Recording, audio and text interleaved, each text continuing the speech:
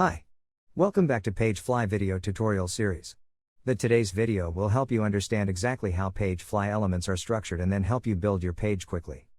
Here we are in PageFly Page Editor. Firstly, understand how an element is built in PageFly. I have a heading element here. Click on it and head over to the breadcrumbs. You can see the element is inside a column, the column is inside the row, which is inside a section. When you drag and drop any element into the page editor, you will see this structure.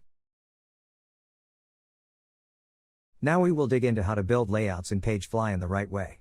To create a section, go ahead to the left-hand side, click PageFly element icon and then click Layout element. There are many pre-built column layouts for you to start with. You can choose one of these layouts that fits your design you want to build. Or you can start with one-to-one layout and customize it while you build the page. Notice that we have a pre-made full-width section at the bottom of this catalog. This element helps you build an automatically full-width section on your page. Or if you are building a section that is not full-width, you also can make it full-width by turning on this button in the General tab setting of the section. Inside each section, we have the row. A section can have many rows. So now with this section, go to the General tab, you can add one more row inside the section here. When you click Add New Item, a new row is created.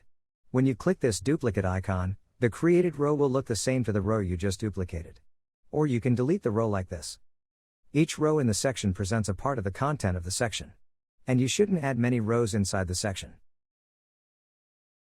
For example, I have a section here. This section has two rows. A row shows the title of the section. And one row shows the details of that section. And when you want to add another content to your page, you should add another section.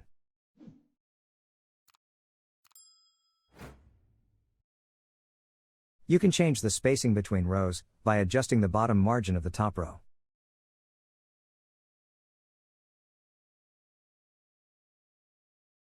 Now choose the row, go ahead to the General tab and I can add columns inside the row like this.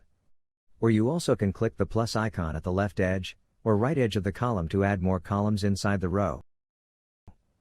In a row, you can only add maximum 12 columns on all devices. And laptop view. This number is 6 with the tablet view.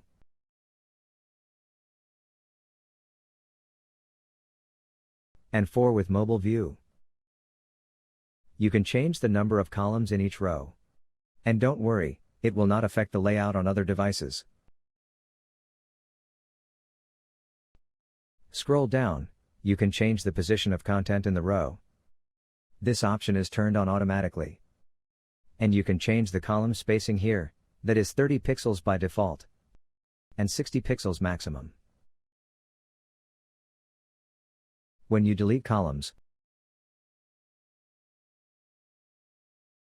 the width of other columns in the row will automatically increase, to cover the width of that row.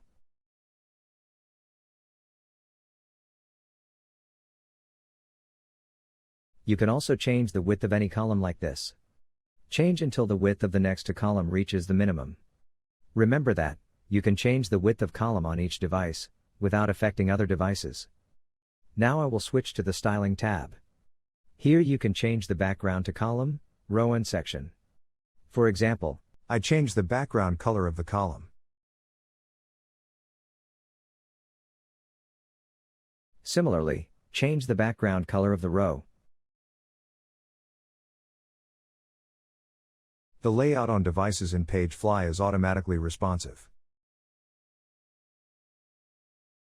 We have a video about creating a responsive mobile page in PageFly. You can find this video or check the video I put in the description of this video. This is the end of the video tutorial. Please subscribe to our channel and turn on the notification to get more videos. If you need any assistance, reach out to us via 24/7 in-app live chat or leave us any questions in the comments section below. Join PageFly ecosystem and proactively get updated support, tips to boost conversion rate. Thank you for watching. See you next time.